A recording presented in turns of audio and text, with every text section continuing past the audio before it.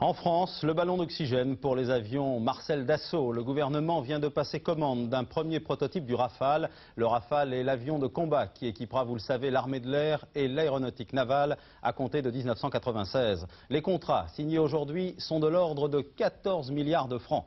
Philippe Dumez.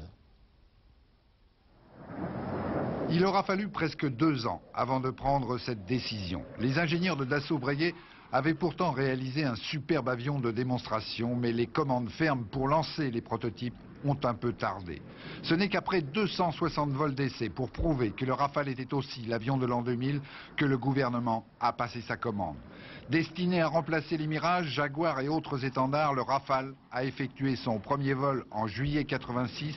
Il apportera aussi un peu d'oxygène aux usines Dassault.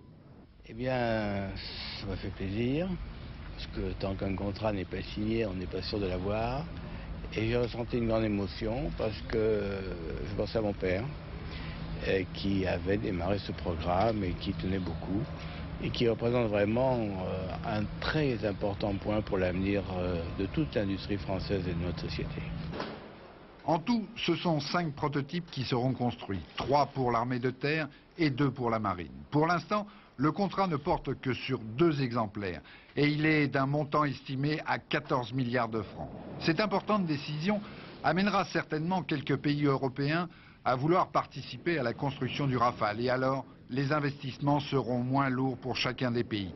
Les avions militaires sont de plus en plus performants mais aussi de plus en plus chers.